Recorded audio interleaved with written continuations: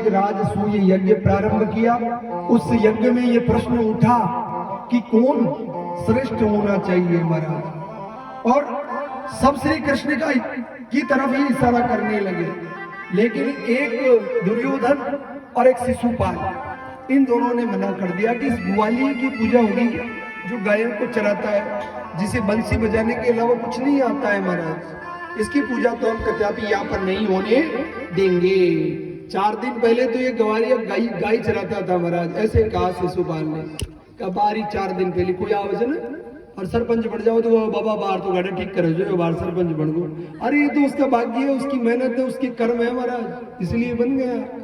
ठाकुर जी की फिर गोविंद की कृपा हुई है, और ये तो स्वयं साक्षात भगवान है, उनके लिए बोल रहे हैं 4 दिन पहले तो गैये चराता था और आज इसको हम प्रधान बनाएंगे यहाँ पर, ऐसा कुछ नहीं है। शिशुपाल ने कहा कि द्वारिका का राजा बन गया अब तो, इसलिए इसकी प्रथम पूजा करवाओ साहब, उपवास करने लगाओ, भगवान को गाली देने लगा। परीक्षित, सुखदेव मुनि कहते हैं कि ये परीक्षित तुम्हारे बाबा युधिष्ठिर और अर्जुन के सामने उनके प्राण वल्लभ कृष्ण को अगर कोई गाली दे, अगर प्रिय है उनके, अगर उनको कोई गाली दे तो क्या पांडव बर्दाश्त करेंगे इस बात को? आपका कोई प्रिय है और उसके सामने किसी कोई उसको गाली दे तो आप बर्दाश्त कर सकते हैं क्या? भगवान जब स्वधाम लोक गमन कर गए ना महाराज, वैसे ही युधिष्ठिर आदि जो थे वो भी चले गए। हाँ कोई नहीं रहा, युधिष्ठिर भी सशरीर चले गए और अन्य महाराज उनका भी लोक गमन हो गए।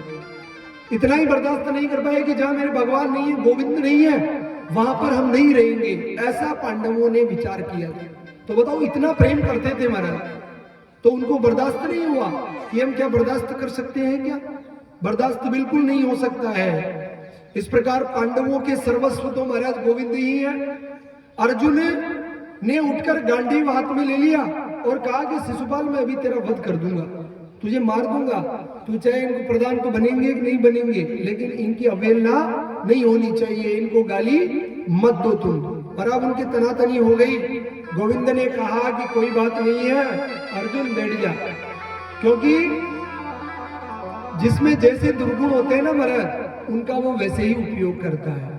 गाली देने की अगर किसी की आदत होगी तो वो गाली देगा ही देगा, और बिच्छू से आप ये अपेक्षा करो कि वो डंक नहीं मारे, ऐसा होगा क्या?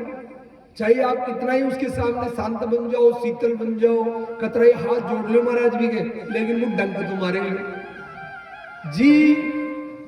जी भी व्यक्ति की, मनुष्य जीवन में कोई भी व्यक्ति की अगर कुचलनी करवा की आदत है तो वो डांडी नचोड़े चाहे गला भी 2-4 बार जापटा दे लो, फिर भी नचोड़, क्योंकि फिर तो कुचलनी करे मेरा मन को लगा भी। तो अंडी गाय जी यूं गाली दे, शिशुपाल गाली देगा? भगवान ने कहा कि गालियां देता ही रहेगा और देते ही रहेंगे, इसलिए तू तो चुप हो जा, जब समय आएगा मैं सब कुछ देख लूंगा। ये बात इतनी महत्वपूर्ण नहीं है कि शिशुपाल को भगवान ने मार दिया था, ये इतनी महत्वपूर्ण नहीं महाराज। लेकिन आश्चर्य तो जब हुआ कि जब ऐसे झगड़ते झगड़ते प्रथम पूजा की ऐसी ये बात आई ना, तब महाराज वहां पर लड़ाई झगड़ा हुआ कि नहीं ऐसा नहीं हो। नकुल सहदेव ने सहमति दे दी, भीम ने सहमति दे दी, तो शिशुपाल ने मना कर दिया, दुर्योधन ने मना कर दिया कि नहीं ऐसा कुछ नहीं है महाराज। ऐसी जब झगड़ा हुआ तो अंत में भगवान ने कहा कि मेरा सब्र टूट गया है, मैं 99 तक तो छोड़ूंगा, ये 99 गालियां तो दे तब तक तो कोई बात नहीं है, लेकिन अगर 99 के बाद में 100 गाली देगा ना तो फिर उसके बाद में इसका मैं खुद ही अंत कर दूंगा महाराज। संक्षिप्त में कथा आती है, सबको पता है शिशुपाल की कथा।